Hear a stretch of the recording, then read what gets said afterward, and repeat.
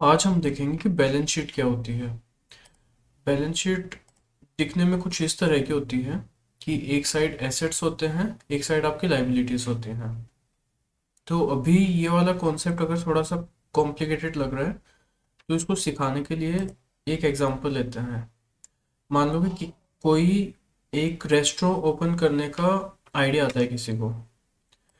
तो वो सबसे पहले क्या जाते हैं, वो सबसे पहले बैंक में जाते हैं और बैंक से लोन लेते हैं अपना रेस्टोरेंट ओपन करने के लिए। फिर जब बैंक से लोन लेकर अपना रेस्टोरेंट ओपन कर लिया एंड उनको काफ़ी कुछ प्रॉफिट हो गया, तो उनका मन किया कि वो और भी स्टोर्स खोलेंगे, और भी रेस्टोरेंट्स खोलेंगे। तो अब अगला स्टेप्स क्या होगा कि वो जाकर अपने रिलेटिव से, अपने फैमिली मेम्बर्स से, फ्रेंड्स से लोन लेंगे। और वो लोन लेकर उनको और प्रॉफिट होगा।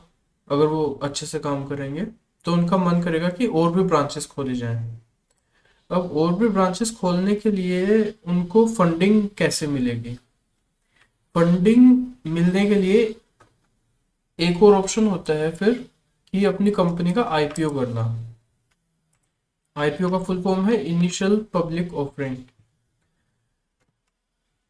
अब आईपीओ करके आप और भी ज्यादा प्रॉफिटेबल बन सकते हो, अपनी और भी ब्रांचेस खोल सकते हो। लेकिन आईपीओ के लिए आपको फिर अपने जो इन्वेस्टर्स हैं, जो आपको पैसा देंगे आईपीओ के लिए, उनको आपको समझाना पड़ेगा कि आपको वो पैसा क्यों दें, आपने वो इन्वेस्ट क्यों करें।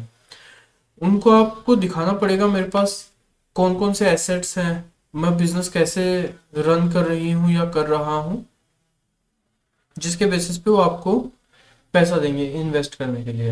एंड उस पैसे से आप अपने बिजनेस को और ज़्यादा ग्रो कर सकते हो। अब जो आईपीओ अगर आप करते हो तो आपके पास दो ऑप्शंस आते हैं। पहला ऑप्शन है कि जो पैसा मिलता है आईपीओ के द्वारा, आईपीओ के दौरान इन्वेस्टर्स से, वो आपकी कंपनी के पास आ जाता है और इन्वेस्टर्स को उसके बदले में आपकी कंपनी के शेयर मिल जाते हैं। जिससे आप क्या कर सकते हो कि और भी ज्यादा स्टोर्स खोल सकते हो, और भी ज्यादा ब्रांचेस खोल सकते हो, और भी ज्यादा प्रॉफिट्स बना सकते हो। एंड वो जो शेयर, वो जो प्रॉफिट्स होते हैं वो इनडायरेक्टली आपके शेयर होल्डर्स में डिस्ट्रीब्यूट होते हैं through the valuation of company. मतलब कंपनी की वैल्यूएशन इंक्रीज होगी एंड आपके जो इन्वेस्टर्स हैं, जिन्होंने आप में इन्वेस्ट किया था, आपके बिजनेस में इन्वेस्ट किया था, उनको कंपनी की वैल्यू बढ़ती है, मतलब शेयर्स, उनके शेयर्स की वैल्यू बढ़ती है, जिससे उनको प्रॉफिट होता है। तो जो ये वाला स्टेप था कि आईपीओ लाने के लिए वो जो इन्वेस्टर प्रेजेंटेशन दे रही है कि मेरे पास जो एसेट्स हैं, लाइबिलिटीज हैं, उसको balance sheet and profit loss statement, free cash flow, ये वाले स्टेटमेंट्स बोला जाता है। दिखने में कैसा होता है बैलेंस शीट कि एक साइड तो लाइबिलिटीज होंगी, दूसरी साइड एसेट्स होंगे। एंड प्रॉफिट लॉस स्टेटमेंट में क्या होगा, एक साइड एक्सपेंसेस होंगे, एक साइड इनकम होगी। ये अलग अलग फॉर्म्स में भी हो सकता है, जैसे लेफ्ट राइट की जगह ऊपर नीचे भी हो सकता है, जैसे कन्वीनियंस है वैसे आप बना सकते हैं बैलेंस शीट। बट जो बेसिक, एकदम से जो बेसिक फॉर्मेट है इसका, वो ये वाला है, लेफ्ट एंड राइट।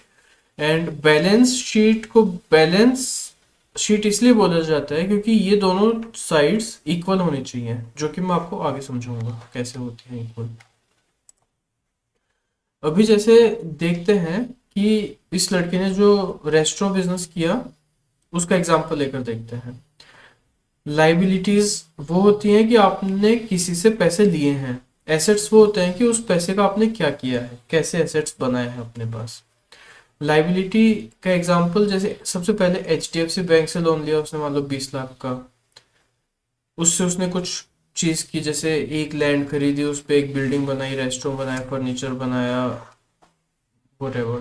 फिर उसको और पैसे की जरूरत पड़ी, उसने फैमिली से लिया, फिर फ्रेंड्स से लिया, फिर अपने और एसेट्स बढ़ाए, और ब्रांचेस खोली, और एसेट्स बढ़ाए। एंड फिर एंड में उसने आईपीओ करके शेयर मार्केट से इन्वेस्टर्स से और पैसे उठा लिए, लाइक फॉर एग्जांपल इसमें 90 लाख। एंड उन सब पैसों का वो बता रही है कि मैंने ये एसेट्स बनाए हैं। अब ये एसेट्स उसको पैसा बना के दे रहे हैं फर्दर मोर। एंड जब आप इनका टोटल करोगे, ये आएगा इनका टोटल करोगे ये आएगा, ये दोनों बैलेंस होने चाहिए, मतलब इक्वल होने चाहिए, इसलिए इसका नाम है balance sheet. And profit and loss statement कुछ ऐसे दिखती है, एक साइड एक्सपेंसेस एक साइड इनकम। इनकम में एग्जांपल पिज्ज़ा सेल्स उसकी टोटल इतनी हुई, बर्गर सेल्स इतनी हुई टोटल, ड्रिंक्स की सेल्स इतनी हुई, टोटल सेल इतनी हो गई 61 लाख। एंड एक्सपेंसेस में उसका मटेरियल जो रॉ मटेरियल हुआ खाना बनाने के लिए उसका 15 lakh, electricity expenses, salary expenses, interest on loan जो उसने लोन लिया हुआ बैंक से, एंड मिसलिनियस कुछ अदर खर्चे।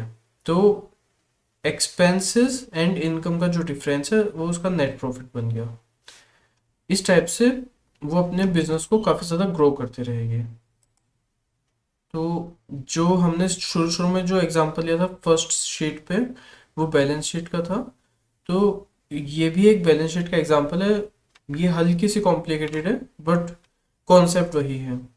अब ये कॉन्सेप्ट इतना ज़्यादा बेसिक एंड कॉमन है कि आप दुनिया की कोई भी कंपनी ले लो, जैसे हम अभी एग्जांपल लेते हैं यहाँ पर एप्पल का।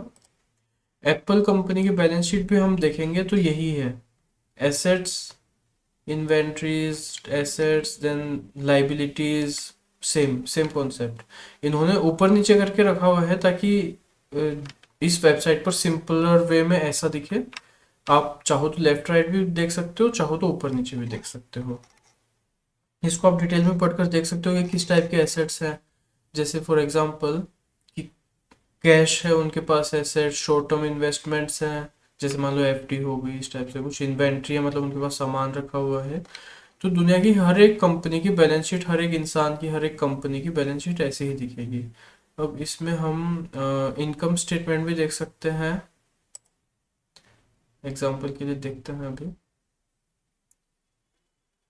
एंड एक चीज़ और कि ये ज़रूरी नहीं है सिर्फ कंपनीज की हो, एक कॉमन इंसान, अपने जैसा इंसान, उसको भी अपनी बैलेंस शीट बनानी चाहिए और सबका कॉन्सेप्ट सेम ही है, एसेट्स, लाइबिलिटीज, इनकम, एक्सपेंसेस। अब इसका जैसे प्रॉफिट एंड लॉस स्टेटमेंट देखते हैं, जैसे income and expenses, total revenue मतलब total sales, gross profit, other expenses, other operating expenses, operating income, and इन सब का जो डिफरेंस होगा वो नेट इनकम में आ जाएगा।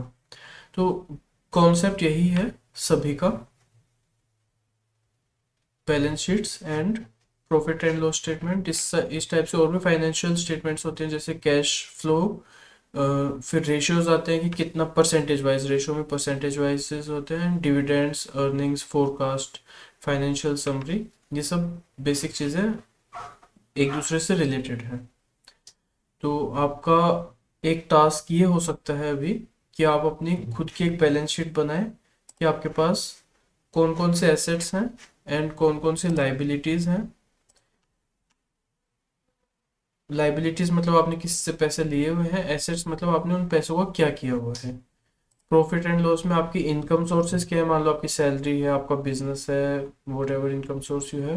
एंड एक्सपेंसेस में आपका जो जो खर्चे होते हैं, नेट में जो बचेगा वो आपका प्रॉफिट होगा at the end of the day.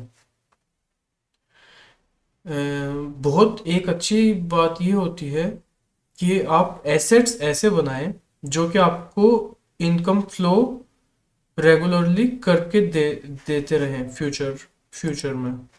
Example लेते हैं कि कार को एक डेप्रिशिएटिंग एसेट बोला जाता है क्योंकि वो अपनी वैल्यू लूज करती है, बट अगर आपकी कार आपको अ, अच्छा पैसा बनाकर दे रही है, जैसे फॉर एग्जांपल एक टैक्सी ओनर का बिजनेस है कार से, तो कार उसको पैसा बना के दे रही है, तो उसके लिए एक इनकम सोर्स का एसेट है। तो डिपेंड करता है कि आपके एसेट की क्वालिटी क्या है, वो डिटरमिन करेगी, डिसाइड करेगी कि आपकी इनकम कितनी होगी, आपका नेट प्रॉफिट क्या होगा।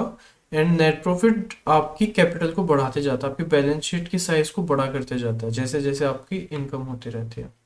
तो यह आपका आज का टास्क है कि आप अपनी balance sheet and profit and loss statement बनाएं रफली। चाहो तो पेपर पे भी लिख सकते हो, चाहो तो ब्रेन में भी कर सकते हो, ये एक एक्सरसाइज आपको करनी चाहिए। Okay, thank you for this session.